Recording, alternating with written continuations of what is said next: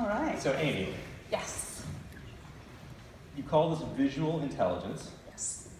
and essentially this is a room of very educated and accomplished and intelligent people. Yes. But visual intelligence is something different, which we may not have thought of. So with your slides, if you're ready, take us through, what does it mean? I am.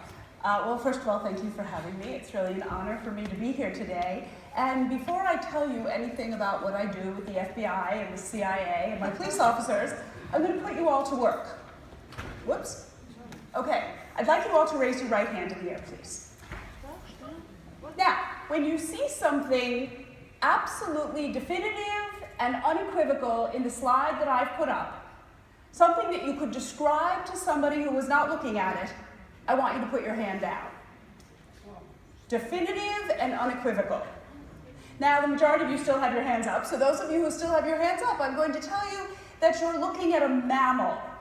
If you see a mammal, you can put your hand down.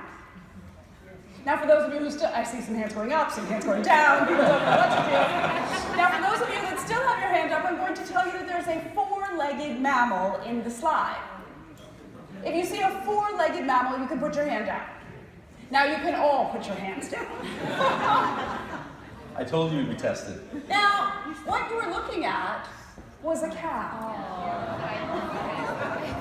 Now, do you see it now? Sure you do. You can't unsee what I've shown you. Now, by show of hands, raise your hand if you saw the cow immediately. Wow, about 10 of you in this entire room. So the reason I begin with this presentation with this exercise is to illustrate that no two people see anything the same way. That when I saw this for the very first time, a man named Apollo Robbins came to New York. He was a professional con man, and he did this exact same exercise with the audience, and I was sitting in the audience with a colleague. And we both put our hands up, and he did exactly as I said to you, to please put your hand down when you see something definitive and unequivocal.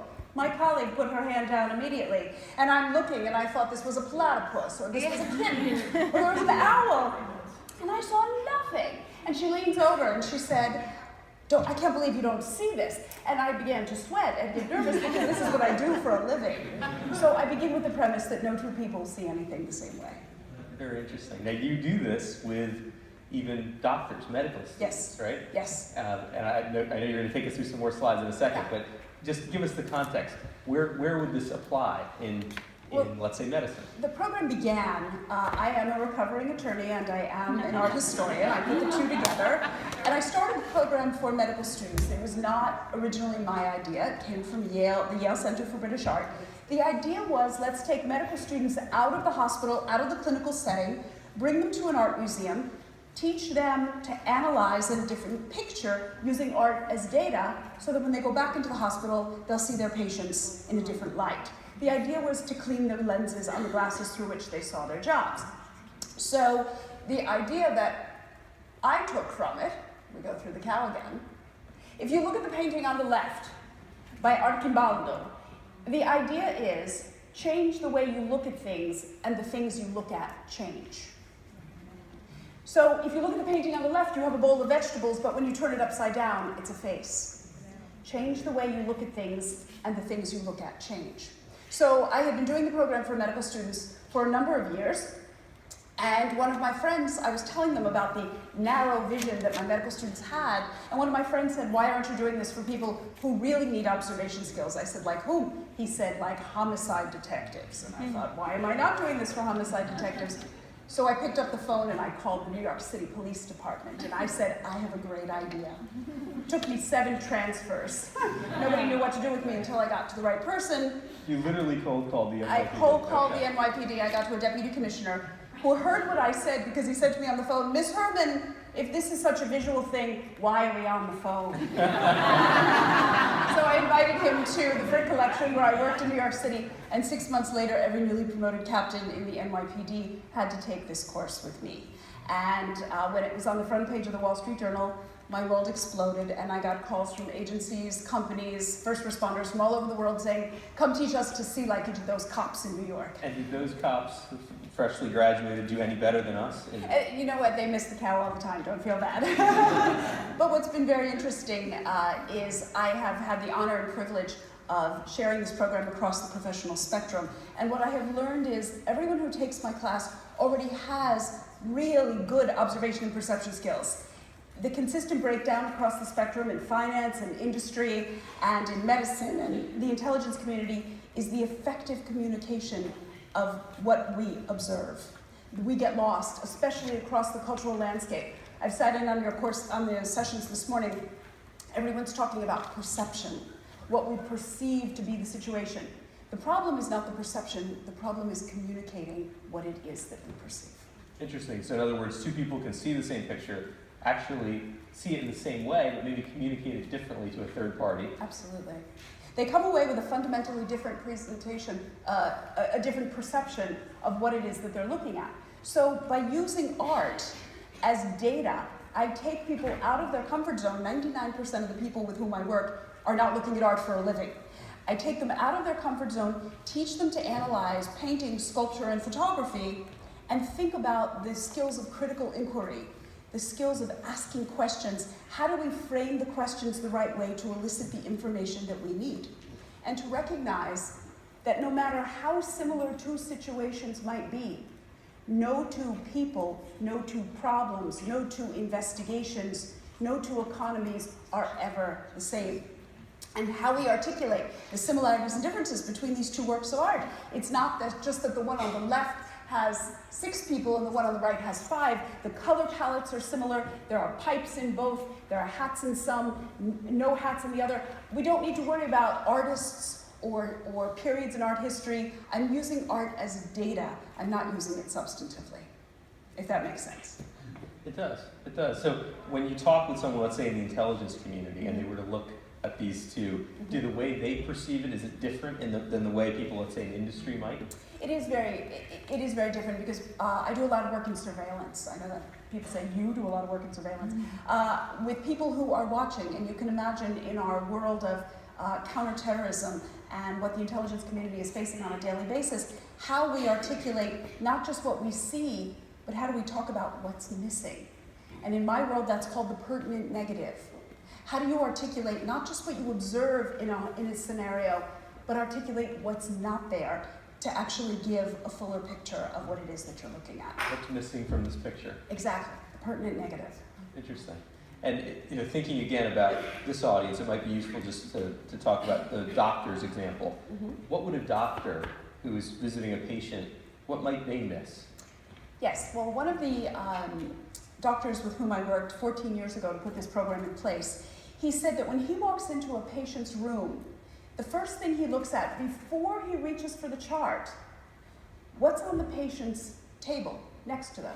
Are there flowers? Are there cards? Is the patient dressed in his or her own clothing, pajamas, or is it a hospital gown? And the third thing he notices is, what is the reaction of the patient when I walk in the room? Because I believe the best set of technology we have are the human eyes. And we are so distracted, and we need our digital technology, but the best set of technology you have is your eyes. Rely on your own observation skills. I tell my medical students, before you pick up the chart and read what somebody else has written, see what your eyes tell you. And in my program that I conduct in museums all over the world, I don't allow my participants to read the labels next to the paintings, because when you read the label, you're going to look for what the label tells you to look for. And I want them to use their inherent sense of observation and perception before they communicate what it is that they see. It's interesting, on the last panel, Sunit made a great point that we need to sometimes just ask women, right? He's saying, let's not assume, let's ask, but maybe a corollary to that is let's look. Absolutely. Let's see. And this is a very international, multicultural crowd, so I wonder, to what extent do these kinds of skills apply? Communication issues you brought up before. Absolutely. Is there any sort of special circumstance that might apply in such a global industry? I think so. When you're talking about crossing the cultural landscape, one thing that comes up in crime fighting all the time is what we articulate and what we don't articulate. And I tell my participants all the time, using art as the vehicle, don't let your assumptions get in the way of your observations. Make sure that you articulate what you know, because you can't assume that everyone in the room knows what you know. So in my world, I don't allow my participants to use 2 words, and I think in an audience like this, it would be most appropriate to refrain from using 2 words, obviously and clearly. And why is that? Because we live and work in a very complex world where nothing is obvious and even less is clear. So rather than saying, well, obviously it's a case of X, I prefer my classes to say it appears to me to be a case of X because of Y and Z. Take the assumptions out of it. Actually, can we give them an exercise to do? All right, now I'm going to treat you as my crime fighters and my intelligence analysts, and I'd like you to turn to the person next to you and find a partner. It can be the person next to you. You can work in 3 if you have to. All right. Now this is what we're going to do. You're going to have 45 seconds. You're going to have 45 seconds. One of you in the partnership is going to look at the slide that I put up, and your partner is going to close his or her eyes. And the person who's looking at the slide is going to have 45 seconds to describe it to your partner, and your partner is going to try to get a mental image of what you're saying. Because how many times does someone say, picture this? Okay? So, when the 45 seconds is over, I'm going to call time. All right, when the 45 seconds is over, yes, decide who's going to close their eyes and who's going to talk.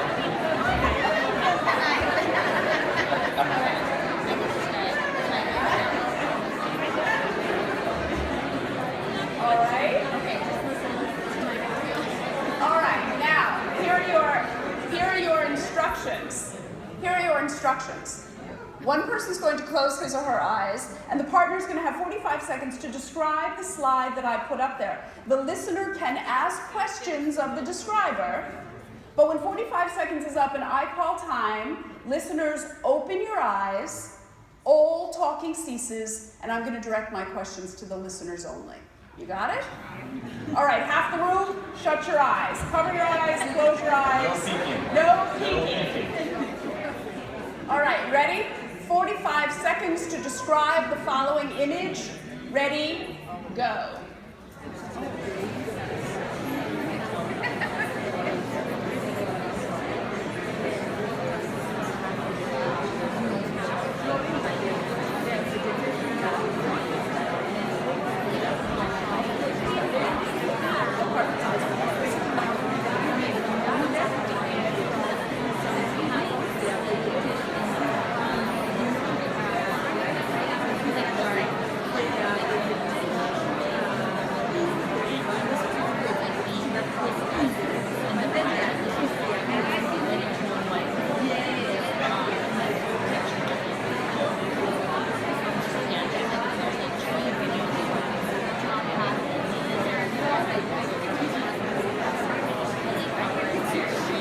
Open your eyes, don't say another word. Open your eyes, don't say another word.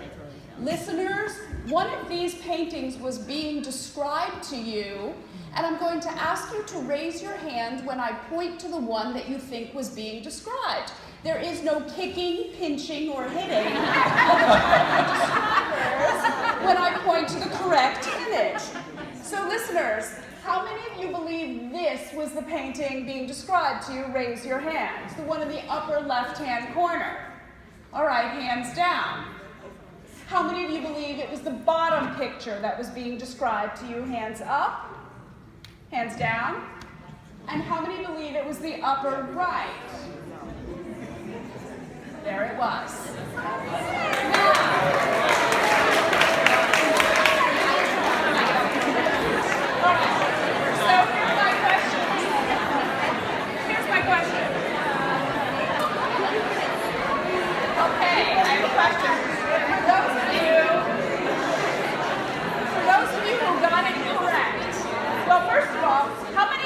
To your partner, it's a painting by Monet.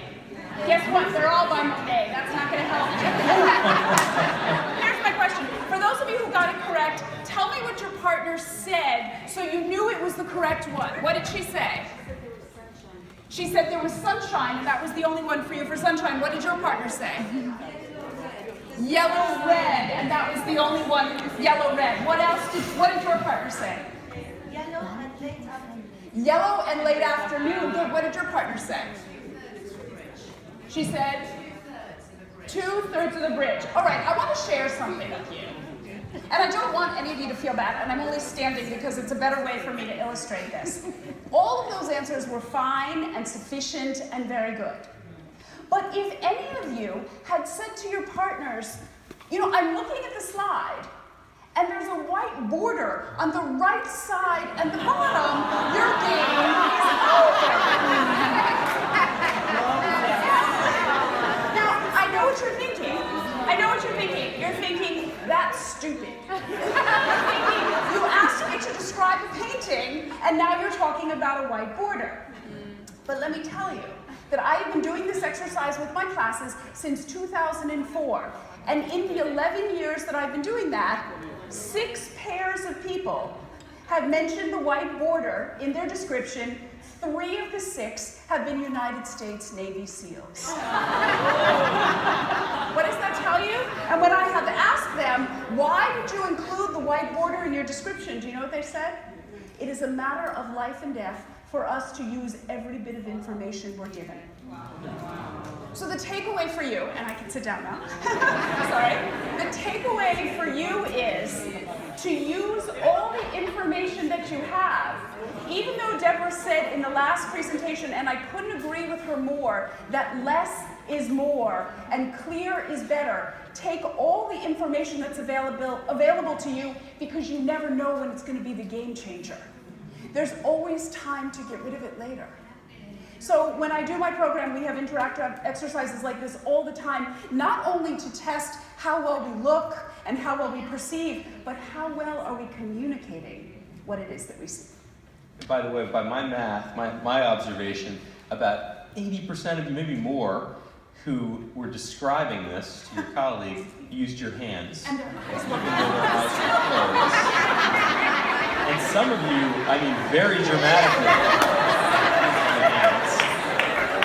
and I would guess about 20% of you, with your eyes closed, were using your hands to imagine the thing that you were seeing.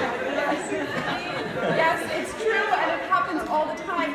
We forget how powerful communication is, and to that point exactly, when I am in the museum with my participants, with my police officers and my doctors, when they're standing, I assign them works of art. They have to spend 5 minutes with the works of art and then describe it to their colleagues. They have to keep their hands behind their backs. So it forces them to be more articulate about what it is that they're looking for. Now, let's kind of bring this to day-to-day life, Yes. because the reality for most of the people in this room is that they're using things like email Yes. to communicate. How do they do that better? Now that they've gone through this experience, what do we do to change the way we work? Well, in the majority of our work, our communication is not face-to-face. We're often on the sending or receiving end of emails, we're sending texts, we're on the telephone. And what I remind my participants over and over again to do through the context of looking at art is lay the groundwork, lay the foundation. If you're looking at a painting and a photograph, don't try to show me how smart you are and tell me all the nuances and differences and who painted. Tell me, I'm looking at 2 works of art. One is a painting, one is a photograph. And if you're looking at the subjects in profile, say that out loud. Because in my classes, I see over and over again, people, and I'm sure in your world, in your respective worlds, people want to show you how smart they are, what attention they pay to detail and nuance without laying the groundwork. So when you're sending an email, I can't see what you see. Make it as clear, concise, and objective as you possibly can in those communications. Start with the fundamental. Start with the fundamentals. Absolutely. It was brought up a couple of times this morning. I think it was a case in Nigeria. We had Diamond Bank here, that there are women vendors who are literally working in front of the bank. Yes. That's where they're selling their goods, but they don't have an account. So it's not an access issue. To me, that's a visual question, right? Absolutely. It's the kind of thing you could imagine that in a photograph and wonder what's wrong with this picture. Absolutely. And understanding what's underlying that is kind of part of the lesson of a Yes, technique like this. To your point exactly, when I work with analysts in the intelligence community, one of their assignments, and I think it's a really good assignment for anyone who is in the people business, as I say, is when you're looking at a work of art, I want you to come away with 3 questions that were not answered by your own analysis. So when you walk away from any new situation, any new problem, any new strategy, ask yourself 3 questions that you still have that weren't answered. So with works of art, we can do it all the time. what's happening here, what did I see, what did I not see. And in fact, I can give you another example. This is a photograph that I use. It's by the contemporary photographer Lou Bolin. And I often use it as an opening photograph. And I say, you know what, it's the most relevant work of art to the work that you're doing. And people say, well, why would a front-end loader be relevant to what I'm doing? Because what happens is we're looking and we're looking and we're thinking about what we see and what information we can mine, and we're looking at data over and over again, and we often miss what's right in front of us. There's the artist right there. You see where my light is? Wow. That's the artist. And what Lou Bolin does is he takes photographs of iconic images around the world and everyday images, and then his assistants paint him, and he retakes the photograph, inserting himself into every work of art. So my program is not so much about what we see and what we perceive, but what is it that we're not seeing? And are we able to articulate what it is that's missing in the picture? That's fantastic. I think we still have some people who are trying to find you. He's right where my light is. Look where my light is. There he is. Yeah? Now, I should give you the caveat, I'm not trying to trick anyone here. The reason that using art as data is successful is because everybody sees something. And the answer, I don't know, is not acceptable, because I need to know, what do you see? And so when I get a group of people together, what happens is when we articulate what we see, what scares me, is that we walk away with fundamentally different perceptions of what it is that we've seen or what we've noticed. I have people coming out of corporate board meetings, and when you ask them to debrief, you will come up with two entirely different scenarios of what just happened in the boardroom. And that's what worries me. Now, I don't have a picture of it, but do any of you remember about 8 months ago on Facebook, a woman put a blue dress up? And she said, I bought this dress for a wedding. What color is it? I should have put the slide up because it's a perfect example. And it went viral. And what happened was, 60% of the people that I showed the slide to see it as white and gold, and 40% see it, like I do, as blue and black. And I'm not going to explain about the differences in our brains and our retinas. That's the way it is, but who cares? That's a dumb dress. Nobody cares about that. My concern is in real life. What happens in the boardroom? What happens with that new account? What happens in the interview when you come away with fundamentally different information? That's what we have to reconcile, not whether the dress is white and blue. And in my experience, having done this program for 14 years, I find that clear, concise, and objective narration of your perception will do one of two things. If you and I see something fundamentally differently, if I tell you clearly, concisely, and objectively what I see, one of two things will happen. Either you'll see it my way, or we will agree to disagree, but I've told you what I perceive. Because communication errors, I believe, are at the bottom or at the base of almost everything that goes wrong in our world, especially across cultural landscapes. I saw white and gold, by the way.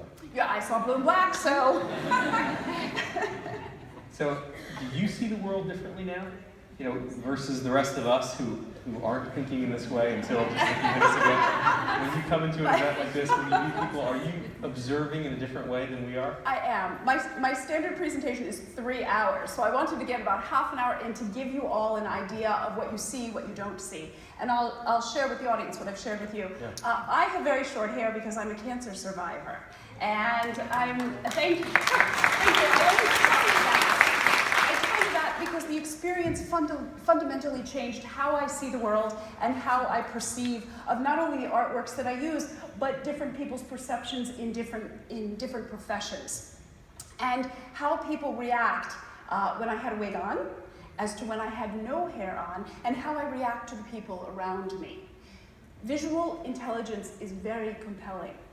And there are two things that I came away with. Number one, you never have a second chance to make a first impression. That's the first one. And the second thing for every single person in this room to recognize, as I did a long time ago, every person you meet is fighting a battle you know nothing about. And so as we're doing in our professional relationships, if we keep that as the backdrop, it fundamentally affects our perception of not just the issue that we're discussing, but the whole picture. So what I try to do when we're looking at works of art is to look at the big picture and the small details, and not to forsake either of them. And I'm going to tell one last story to go with these, if it's okay. That is my website, if any of you want to read about this training and read about anybody who's taken it. But I'm showing you two self-portraits of an artist named Chuck Close. Now, for those of you who don't know who Chuck Close is, he's a portrait painter of the 20th and 21st centuries who's paralyzed from the neck down, and he has very limited use of his hands, and he paints with a brush in his teeth. And I wanted to give you a visual illustration of what the world looks like before the art of perception and what I want it to look like afterwards. This is before my session. You have a bald white man with green eyes, round glasses, and a goatee and a t-shirt looking right out at you. There's nothing wrong with seeing the world this way. But after going through my methodology and the exercises, this is how I want you to view your world professionally and personally. Chuck Close has broken down every quadrant of information. He's made it more colorful, he's made it more compelling, he's made it more interesting, and I'm not saying whether we like it better or not. That's the subjective, we don't have to worry about that. But he's lowered his glasses to make sure that he gets the big picture as well as the small details. And if you do all the things that we were just talking about, thinking about assumptions and biases and preconceived notions and how we communicate our perceptions, I think it makes you sharper professionals and more interesting people. But I will tell you this story that happened about maybe 8 years ago. I live in New York City and I was taking my son to school, and I'm not in the city very often, so when I'm there I try to do exercise. So I was jogging home across 12th Street, and a man in a wheelchair came out of a building, and he had a rope tied around his ribcage, and he was walking a puppy dog. And in New York City, people are funny. You have to ask permission to pet their dogs. So I asked the man in the wheelchair, "May I pet your dog?" And he said, "Of course." So I got down on the ground and I rolled around with the puppy dog, and I got fur and drool and everything all over me. And I stood up, cleaned myself off, and I thanked the man for letting me play with his dog. As he wheeled down towards 6th Avenue and I walked towards 5th, I looked down the street. The man in the wheelchair was Chuck Close, the artist. I was so focused on his puppy dog that I didn't see the man sitting right in front of me was one of my favorite artists, premier portrait painter, because we miss what's right in front of our eyes. Did you run back? Did I run back? Every day for the rest of the year I walked on 12th Street and I never saw him again. Never saw him again. I should have run back. I couldn't believe it.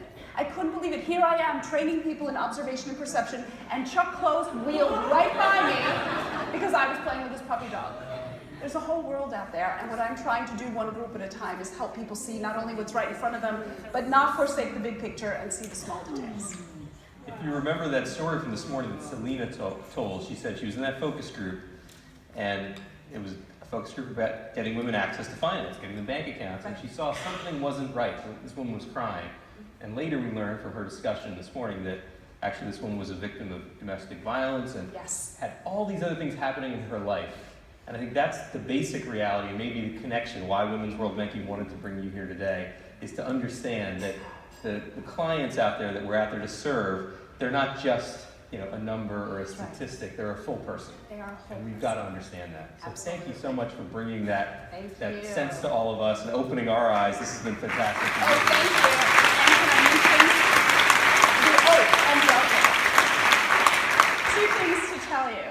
We are distributing 2 works of art. I don't know where they're going to be. I think they're going to be outside before lunch. And it's 2, they're over here, sorry. And I encourage you to grab them. It's a great conversation starter over lunch. It's your assignment. I'd like you to compare and contrast these works of art and articulate the similarities and differences between them. I think it could be a lot of fun. And my book is coming out on May 3rd. It's called Visual Intelligence. And hopefully it will give you a fuller idea of what it is that I do than the brief time we had today. But I want to thank you very much. Thank you, and we will be